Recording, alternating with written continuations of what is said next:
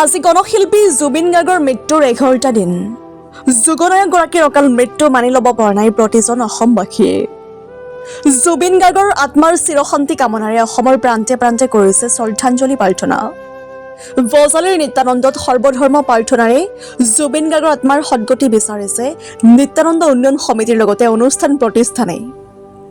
এই সৰ্বধৰ্ম প্ৰাৰ্থনাৰ জৰিয়তে বজালীৰ সকলো অনুষ্ঠান প্ৰতিষ্ঠানৰ নেতৃবৃন্দই আহি জনাইছে প্ৰিয় শিল্পী জুবিন গাৰ্গক শ্ৰদ্ধাঞ্জলি।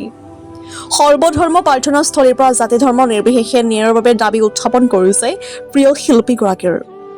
সকলোৰে এটাই দাবী, 11টা দিন উকলি যোৱাৰ পিছতো ন্যায় নাপালে যথেষ্ট সন্দেহনৰ অৱকাশ থকা বুলি মন্তব্য প্ৰকাশ ৰাইজৰ। News desk, digital Assam live. কণ্ঠশিল্পী জুবিন গাৰ্গ অসমৰ হিয়াৰ আমঠু, যিগৰাকী শিল্পীক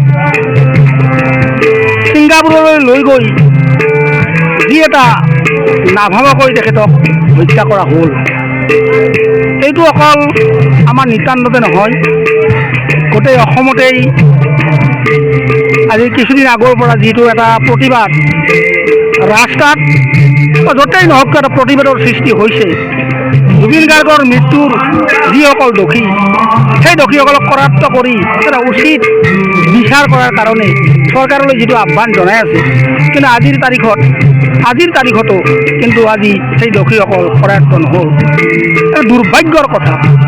আজি আমি নিত্যানন্দ আঞ্চলিক উন্নয়ন সমিতিৰ তৰফৰ পৰা আৰু আমাৰ এই অঞ্চলৰ অনুষ্ঠান প্ৰতিষ্ঠানত যি এটা সহযোগিতাৰ ওপৰত লক্ষ্য ৰাখিছে আপোনালোকে, যে আদ্যশ্ৰাদ্ধৰ দিনাখন আমি সৰ্বধৰ্ম প্ৰাৰ্থনাৰ এটা অনুষ্ঠান আমি ইয়াত আয়োজন কৰিছোঁ।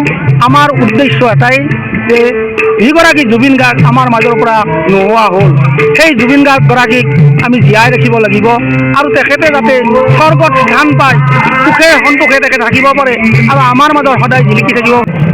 হয়, নিত্যানন্দ আঞ্চলিক উন্নয়ন সমিতিৰ উদ্যোগত আৰু নিত্যানন্দস্থসমূহ অনুষ্ঠান প্ৰতিষ্ঠানৰ সহযোগত আমি আজি জুবিনদাৰ আদ্যশ্ৰাদ্ধৰ দিনাখন আমি সৰ্বধৰ্ম প্ৰাৰ্থনাৰে তেখেতৰ আত্মাৰ চিৰশান্তিৰ বাবে আমি এক অনুষ্ঠান আৰম্ভ কৰিছোঁ। ইয়াত আমি হিন্দু ধৰ্মৰ গীতা পাঠ, ইছলাম ধৰ্মৰ কোৰাণ পাঠ আৰু খ্ৰীষ্টান ধৰ্মৰ বাইবেল পাঠেৰে আমি সৰ্বধৰ্মৰ প্ৰাৰ্থনা কৰিছোঁ। তাৰ লগত আমি লোকগীত আৰু বৰগীতো আমি ইয়াত গাইছোঁ, বৈষ্ণৱ ধৰ্ম বা কি মহাপুৰুষ দুজনাৰ গীতেৰে।